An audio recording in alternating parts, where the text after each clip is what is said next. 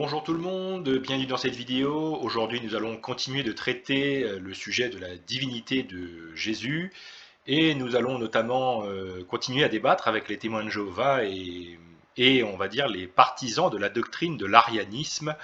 Et qu'est-ce que disent les ariens? Eh bien ils disent que le Fils de Dieu a été créé par Dieu le Père à un moment donné et qu'il est une créature distincte du Père et qui lui est donc subordonnée. Donc c'est ça que nous avons aujourd'hui avec les témoins de Jéhovah ou d'autres courants chrétiens qui ne reconnaissent pas le statut de tout-puissant à Jésus. Et c'est en réponse, cette vidéo est en réponse à des commentaires que j'ai reçus sur les deux vidéos précédentes. On avait parlé de Jésus, est-ce qu'il était un être créé ou le Tout-Puissant, et on avait également fait une vidéo, est-ce qu'il était considéré comme Dieu selon les évangiles et le Nouveau Testament.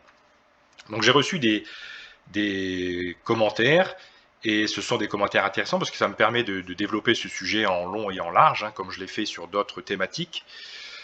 Et voilà, donc ça me permet de répondre à ces personnes, et tout en proposant de nouveaux versets, de nouveaux arguments à chaque vidéo.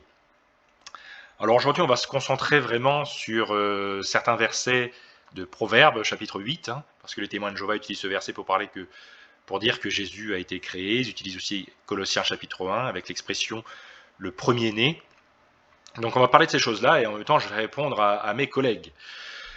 Donc ici, on a Lagitiman et Medletaz qui sont les deux protagonistes qui répondent, et c'est une très bonne chose. Je les remercie et j'invite tout le monde à participer à ce débat, puisque ça peut faire grandir les uns et les autres et les faire s'approcher de la vérité, du texte biblique. Donc, je réagis vite fait à ce que disait Lagitiman. Vous rendez-vous compte du nombre de fois où dans cette vidéo vous dites « je pense ». Donc c'est sur la deuxième vidéo. Je m'en suis pas rendu compte, pour être honnête. Et en y réfléchissant bien, je m'en veux pas spécialement de dire je pense, parce que il vaut mieux dire je pense et au final avoir raison que d'être sûr, que d'affirmer être sûr et au final avoir tort. Je suis dans un ministère chrétien depuis des années, je reçois des emails. Par exemple, je vais recevoir des emails sur des gens qui me disent que le baptême est indispensable pour le salut, d'autres qui vont me dire qu'il n'est pas indispensable, d'autres qui vont me dire qu'il a été nécessaire entre 30 et 70, mais qu'il est plus nécessaire aujourd'hui, d'autres qui disent qu'il est nécessaire mais pas indispensable. Et tous ces gens-là sont fermes quand ils s'adressent à moi. Il y a un problème. Il y a des gens qui sont fermes là-dedans et qui ont tort. Et à mon avis, c'est la même chose avec la divinité de Jésus, parce que on a des gens qui croient dur comme fer qu'il est Dieu, d'autres qui ont d'autres nuances, ceux qui pensent qu'il n'est pas Dieu ou qu'il est un petit Dieu. Mais si tous ces gens-là sont fermes, il y a un problème parce qu'ils disent des choses contraires. Donc, on est dans un débat chrétien, on essaye de comprendre les choses, on essaye de comprendre la Bible. Et donc, le fait d'y dire je pense, à mon avis, ce n'est pas déraisonnable. Et parce qu'il y a tellement de gens qui disent qu'ils sont sûrs et puis qui ont tort. Voilà ce que je pouvais dire là-dessus. Voilà, maintenant, les premiers chrétiens avaient raison de reconnaître la divinité de Jésus. Bon, visiblement, Lagitiman, qui est un témoin de Jéhovah, reconnaît la divinité de Jésus. C'est un bon point, c'est un bon point de départ. Mais ce que vous ne semblez pas comprendre, c'est que être divin, même avec une majuscule, on revient à Jean chapitre 1 d'ailleurs, auquel il n'a pas forcément répondu, parce que il donne l'impression que j'ai dit je pense à plusieurs reprises, mais c'est vrai que j'ai donné beaucoup d'arguments, beaucoup d'explications, et moi j'ai pas reçu ces contre-arguments. Peut-être qu'il le fera après. Mais ce que vous ne semblez pas comprendre, c'est que être divin, même avec une majuscule, effectivement, je pense que Jésus, dans Jean chapitre 1, c'est Dieu avec majuscule, et que Jésus est considéré comme Dieu majuscule. Ce qui veut tout dire. Ce n'est pas être le Tout-Puissant, ni l'Éternel, ni le Créateur. Alors, c'est problématique pour moi une phrase comme ça. Si vous reconnaissez la divinité dans un contexte monothéiste, ça veut dire qu'il n'y a qu'un Dieu. Donc, si Jésus est divin, c'est qu'il est Dieu. Alors, je vais développer ça après, parce que je sais que les témoins de Jéhovah veulent pas forcément reconnaître ça. Ce n'est pas être ni le Tout-Puissant, ni l'Éternel, ni le Créateur. Ça pose problème. On dit que Jésus a tout créé. On va le voir, il a tout créé. Si on va dans un premier verset d'Ésaïe chapitre 45, il est dit Moi, je suis l'Éternel, il n'y en a pas d'autre. Non, en dehors de moi, il n'y a pas de Dieu. Donc ici, on a l'impression que la porte au polythéisme n'est pas ouverte. Il n'y a pas de grand Dieu, de petit Dieu. Il n'y en a qu'un. Et c'est pour ça qu'on a ce concept de la Trinité pour expliquer cette complexité de Dieu. Comme j'ai dit, je ferai une vidéo vraiment réservée à la Trinité. Parce que sans la Trinité, à mon avis, vous n'arrivez pas à résoudre cette complexité qu'il y a dans la relation entre le Père, le Fils et le Saint-Esprit. Il n'y a pas de Dieu en dehors. Donc si Jésus est divin, c'est qu'il est Dieu, parce qu'il n'y a pas de deuxième Dieu, même pas un sous-dieu ou un petit Dieu ou un subalterne. Si on va dans Isaïe 43, la chose est encore renforcée parce qu'il est dit, alors il dit encore, moi seul je suis Dieu, avant moi aucun Dieu ne fut formé. Donc si c'est l'Éternel, si c'est le Père qui parle ici, avant lui il n'y a pas eu de Dieu, et après lui il n'y en a pas eu non plus. Il n'y a pas eu de petit Dieu Jésus qui est arrivé. La seule manière dont vous pouvez résoudre ça, c'est si Dieu et Jésus sont la même personne. Qu'est-ce qu'il nous est dit en plus? Moi je suis l'Éternel, et en dehors de moi, il n'est pas de sauveur. Donc on avait compris qu'il n'y avait pas de Dieu en dehors de lui, mais en plus, il n'y a pas de sauveur. C'est qui le sauveur? C'est Jésus-Christ. Donc ici, je suis l'Éternel est le sauveur. Dans le Nouveau Testament, on voit que c'est Jésus qui est le sauveur. Donc l'Éternel et Jésus sont la même personne. Donc c'est très difficile pour moi d'argumenter les points de vue des témoins de Jéhovah quand on regarde ces versets-là. Alors, je vais continuer. Alors effectivement, Dieu a créé par l'intermédiaire de Jésus, mais Jésus est Dieu lui-même en fait. Jésus, c'est la forme terrestre de Dieu. C'est un intermédiaire, effectivement, mais c'est Dieu lui-même. Il est le premier-né. Donc ça, c'est un argument que je retrouve aussi, je crois, avec Medletaz quelque part. Bref. Donc Jésus est le premier-né, et donc ça ne voudrait dire, effectivement, ça on retrouve le point de vue de l'arianisme, que le Fils de Dieu a été créé par Dieu le Père. Le Fils de Dieu n'est pas créé, il est Dieu, il n'a pas d'origine, il est, je suis. Essayons d'argumenter ça. Déjà, on va rendre honneur aux témoins de Jéhovah en allant dans le Proverbe chapitre 8, qui est peut-être le passage principal, en tout cas un des deux passages principaux, pour essayer d'étayer que Jésus a été créé. Parce qu'ici, il est dit, l'Éternel m'a donné naissance tout au début de son activité, et avant d'entreprendre les plus anciennes de ses œuvres. Donc ça, c'est le verset sur lequel est basée la doctrine principale des témoins de Jéhovah. Moi, je considère que leur doctrine principale, c'est de dire que Jésus et Yahweh sont deux personnes différentes, ce qui, à mon avis, les disqualifie et les met pratiquement dans la même perspective que les musulmans. Au jour du Seigneur, ils vont accueillir Jésus comme un être humain simple, comme un prophète, mais ils ne vont pas l'accueillir comme Dieu, comme ce qu'il est, ce qui est dommage, de ne pas l'accueillir en fonction de son rang réel. Ici, le problème, c'est qu'il n'est pas question de Jésus vraiment. Alors, il est toujours question de Jésus, parce que si Jésus est l'Éternel, effectivement, il est question de Jésus, mais il n'est pas question que l'Éternel ait donné naissance à Jésus. Ça, c'est vrai que si on veut voir ça, on peut le voir, on peut voir tout ce qu'on veut, mais le sujet de ce chapitre-là, c'est la sagesse. C'est pas Jésus le sujet. Dans d'autres endroits des proverbes, il est question du Fils. On a des notions prophétiques. Ou de Job, je ne me rappelle plus. Mais ici, l'Éternel a donné naissance à la sagesse. Et d'ailleurs, regardez la note pertinente que met la Bible du semeur. Autre traduction me possédait ou m'a établi, d'autres comprennent m'a acquise ou m'a créé. Donc ça pourrait être l'Éternel m'a acquise, ou m'a créé, ou me possédait, ou m'a établi. Donc les choses sont un petit peu plus nuancées. Ici, de toute façon, le sujet, c'est la sagesse, ce n'est pas Jésus. Allons maintenant dans Colossiens chapitre 1, des versets 15 à 18. Car c'est ici, donc comme je disais, un des deux versets qui est utilisé pour parler de Jésus comme étant un être créé. Ce Fils, il est l'image du Dieu, donc il n'est pas à l'image de Dieu comme nous, comme les êtres humains, il est l'image de Dieu. Effectivement, c'est le Dieu qui est incarné dans la chair, parce qu'à la base, Dieu est esprit, là, il est incarné dans la chair, donc effectivement, là, on voit Dieu physiquement devant nous. Et il est dit qu'il est le premier-né de toute création. Notons déjà que ce n'est pas le premier être créé, il est question de naître ici, parce qu'on peut naître de deux manières, soit on est la première fois de la chair, on sort du ventre de notre mère, et la deuxième fois, on est ressuscité. Donc c'est ça, il y a deux naissances dans la Bible. Et ici, il est dit qu'il est le premier-né de toute la création. Il n'est pas le premier être créé, attention, c'est pas le premier être créé ici, c'est le premier être né. Et que veut dire cette expression du premier-né? On peut la découvrir notamment dans Psaume chapitre 89, mais on va voir que dans ce chapitre lui-même, on voit ce que ça veut dire. Regardez donc au verset 18. Ce Fils est le commencement. L'Ancien Testament nous disait que c'était l'Éternel qui était le commencement. Le premier-né de tous ceux qui sont morts. En fait, ce qu'il faut comprendre ici, c'est là qu'on comprend l'expression.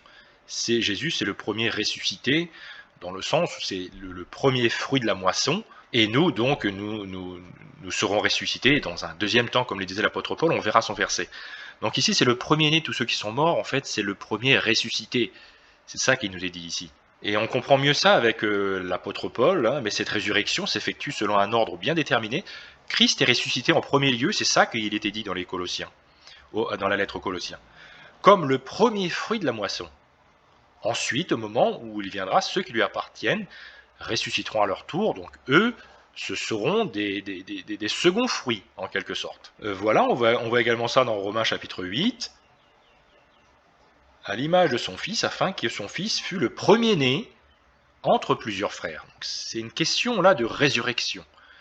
Quand on est dans Colossiens ici, c'est vraiment le premier-né, c'est le premier-né en fait dans le sens où c'est le premier fruit de la moisson, c'est lui qui est ressuscité en premier, et nous on suivra au jour de son avènement. Et ici on voit que en lui ont été créées toutes choses. Donc, vous voyez Metlétaz qui disait que c'est pas le créateur, c'est problématique, il a créé toutes choses. Les visibles, les invisibles, vous voyez, il n'y a rien qui est exclu. C'est par lui et pour lui. Vous voyez, c'est par Jésus et pour Jésus. C'est pour Jésus que tout a été créé. Vous voyez, là, c'est soit on exclut totalement le Père, soit effectivement on comprend que le Père et Jésus sont un, en fait, pour paraphraser Jésus. Il est lui-même bien avant toute chose. Alors, on ne peut pas imaginer qu'il y a des choses avant lui, en fait, là. C'est avant toute chose. Il n'y a pas d'exception. Et tout subsiste en lui. Vous voyez, ce sont des qualificatifs qui sont trop forts pour qu'on puisse les prêter à un prophète, à un ange puissant ou à je ne sais qui. Ce fils est le commencement, le premier-né de tous ceux qui sont morts. Et en fait, le mot premier-né, prototokos en grec, c'est une question de priorité.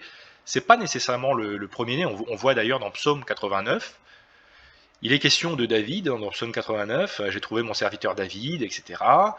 Et je ferai de lui mon fils premier-né, le plus élevé des rois de la terre. Ici, on sait bien que David n'est pas le premier-né de sa famille. C'est vraiment une question de donner la priorité, d'exalter une personne au-dessus des autres. Et c'est ce qui est dit dans Colossiens, il est exalté au-dessus des autres. Donc voilà moi ce que je pouvais dire sur ça. Il ne faut pas imaginer que c'est le premier à être créé, c'est le premier de la création. Et on voit avec Paul ce que c'est que le premier de la création, c'est le fait d'être ressuscité en premier lieu. Voilà, il faut à mon avis accepter ça. Voilà ce que je pouvais dire donc sur cette partie-là. On peut également voir 2 Corinthiens. Hein, on comprend que ainsi, si quelqu'un est unité à Christ, il appartient à la nouvelle création. Et les choses anciennes sont passées, voici les choses nouvelles sont venues. Donc on est, en fait, de la même manière qu'Adam était le premier hein, de la création, eh bien Jésus est le premier de la recréation, en fait, d'une certaine manière. Voilà donc ce que je pouvais dire sur ça. Maintenant, on peut aller voir... Oui, moi je reviens toujours sur ce verset-là. Pareil, qui n'a pas été traité, parce que on me dit que j'ai dit je pense, mais c'est vrai que tous les arguments qui sont donnés, il n'y a pas de réponse. Moi, j'attends des réponses de la part des gens dans les commentaires. Jésus dit « Je viens bientôt », on est au dernier chapitre de l'Apocalypse, et il dit « Je suis l'alpha et l'oméga ». Tiens, la première lettre et la dernière lettre de l'alphabet grec. Le premier et le dernier, le commencement et la fin. C'est plutôt clair comme verset, là. Voici ce que nous disait l'Éternel dans Ésaïe 44. « Je suis le premier, je suis le dernier, et en dehors de moi, il n'y a point de Dieu. » Ça ferme la porte, encore une fois, à des petits dieux, ou à des dieux subalternes, ou à une divinité en dehors de Dieu, en fait. Il n'y a qu'une divinité, c'est Dieu, c'est tout. Et donc il est le premier et le dernier, là, visiblement, l'Éternel, le roi d'Israël. Le roi d'Israël, c'est qui ? Bah, visiblement, le roi d'Israël, c'est Jésus.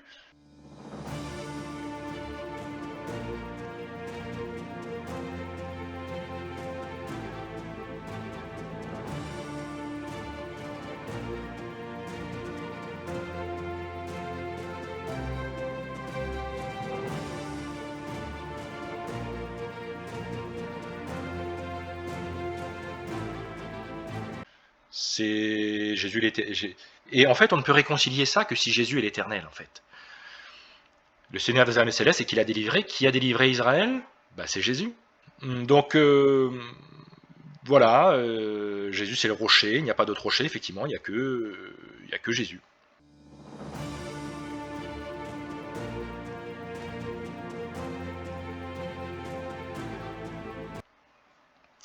Et donc voilà, l'Éternel est le premier et le dernier, et ici, c'est Jésus le premier et le dernier. Donc, c'est l'Éternel en fait là. Et je m'excuse pour les commentateurs, mais c'est vrai que je me permets de mettre ce « je suis ». Je me permets de le mettre parce qu'à mon avis, c'est pas un « je suis » anodin. C'est pas comme quand moi je dis « je suis Anthony », c'est pas du tout la même chose. Là, c'est vraiment un marqueur de la divinité. Et je voulais également revenir sur certains arguments de Maître Létaz sur le Saint-Esprit. Est-ce que je peux retrouver ça? Et voilà, c'est ce qu'il disait. Je voulais aussi parler du Saint-Esprit. Il disait le Saint-Esprit est une émanation de Dieu, comme un champ magnétique issu d'un aimant qui agit sur son environnement. Et je voulais également lire ça. Si le Saint-Esprit est une personne, pourquoi n'est-il pas de nom? Pourquoi nulle part n'est-il glorifié? Peux-tu me répondre à cette seule question? On va essayer d'y répondre. Alors, le Saint-Esprit est une personne. Pour moi, les Ariens font autant d'erreurs sur la personne de Jésus que sur le Saint-Esprit. Le Saint-Esprit est une personne. C'est manifeste. On va le voir. Allons dans Jean chapitre 14. Mais le défenseur en justice, le Saint-Esprit, que le Père enverra en mon nom, vous enseignera toutes choses. Pour enseigner quelque chose, et vous rappellera. Donc il va rappeler des choses, il va dire des choses, le Saint-Esprit dit des choses, il enseigne des choses, pour enseigner des choses et dire des choses, soit une personne. Une force, une énergie, une émanation ne peuvent pas enseigner des choses. Il faut être une personne pour faire ces choses-là. Après, l'Esprit ici dit à Philippe, il faut être une personne pour parler, il faut être une personne. Voilà. Là-dessus, j'ai du mal à comprendre qu'on dise que le Saint-Esprit n'est pas une personne. S'il parle, c'est qu'il faut être une personne pour parler. Le Saint-Esprit leur dit, encore une fois ici, dans Acte 13, il dit « Mettez à part pour moi Barnabas et Saul pour l'œuvre à laquelle je les ai appelés. » Donc voilà, moi je pense que quand on parle, on est une personne. Et là, il est question de « N'attristez pas le Saint-Esprit de Dieu ». Il faut être une personne pour être attristé. Et ici, on a le Saint-Esprit qui les a empêchés d'annoncer la parole. Et l'Esprit de Jésus s'opposa à leur projet. Et là, on voit encore une fois que Saint-Esprit, Jésus, le Père Céleste, c'est Dieu. 3 personnes distinctes, mais ils sont Dieu. Et voilà, moi je pense qu'il ne faut pas refuser, il ne faut pas chercher à simplifier des choses juste pour se faciliter la tâche. Là, voilà, on a le Saint-Esprit, on a Jésus, on a le Père Céleste, et ils sont un. Ils sont un Dieu. Et on voit là que c'est interchangeable. Un coup on dit Saint-Esprit, un coup on dit l'Esprit de Jésus. On parle à chaque fois ici du même Dieu. Et donc voilà, j'en reviens au fait qu'il y a une complexité, il y a un mystère sur la nature de Dieu. Et voilà, qui s'est manifesté en 3 personnes. Et ça c'est compliqué, mais c'est comme ça que les choses nous sont enseignées. C'est pour ça que la Trinité, même si elle n'est pas mentionnée explicitement, je pense que c'est ce qu'on constate, c'est ce qui en ressort, c'est un mot qu'on met sur un concept biblique. Voilà donc ce que je pouvais dire à mes collègues sur ce sujet, sur le Saint-Esprit, sur la divinité de Jésus. Je pense que c'est assez clair que lorsqu'on a créé toute chose, ça veut dire qu'on est le créateur, parce que j'en reviens à Genèse chapitre 1, au commencement Dieu créa les cieux et la terre. Mais si du coup c'est Jésus qui l'a créé, et que Jésus n'est pas Dieu, ça veut dire que c'est pas Dieu qui l'a créé la terre finalement. Yahweh n'aurait fait qu'une chose, c'est de créer Jésus, et après il n'a plus rien fait, il a laissé Jésus faire tout. C'est pas du tout comme ça que ça ressort, quoi. Là, Jésus l'a créé toute chose, là où c'est l'Éternel qui a tout créé. On peut trouver des versets multiples qui nous disent que c'est l'Éternel qui a tout créé. Alors est-ce qu'il n'y en avait pas un dans Exode 20:11 de mémoire? Car en 6 jours, l'Éternel a fait le ciel, la terre, la mer et tout ce qui s'y trouve. Là, on voit vraiment que... Quand vous lisez ce verset-là, vous n'avez pas l'impression que l'Éternel a délégué une tâche à quelqu'un. Là, on a l'impression qu'il a fait les choses vraiment personnellement. Mais visiblement, selon Colossiens, ben non, en fait, c'est Jésus qui a tout fait. Donc, c'est que c'est la même personne. En 6 jours, l'Éternel a fait le ciel, la terre, la mer et tout ce qui s'y trouve. Il a tout fait, visiblement. Tout est englobé, en fait, là-dedans. Tout l'univers est créé par l'Éternel. Et ici, ben, on voit que tout a été créé par Jésus. Et c'est pour ça qu'on comprend, on comprend mieux. Alors, on va revenir une fois de plus sur Jean chapitre 1. Au commencement était celui qui est la parole de Dieu. Donc là, vous voyez, au commencement. Donc, on n'a pas l'impression que la parole de Dieu est amenée à l'existence, que Jésus est amené à l'existence. On a l'impression qu'il est déjà. Il était avec Dieu et il était lui-même Dieu, selon ici la Bible du Semeur. Donc voilà, donc on a, moi comme je dis, il y a cette analogie du soleil qui bien sûr n'est pas parfaite, mais vous avez le soleil et puis après vous avez les rayons du soleil, et vous avez Dieu et vous avez Jésus-Christ. C'est pour moi quelque chose d'un peu similaire. Et donc tout a été créé par Jésus, tout a été créé par Dieu. Voilà donc ce que je conclurai sur ce sujet. Et n'hésitez pas donc à poster vos commentaires et à répondre à tous les arguments qui sont proposés. Merci, à bientôt.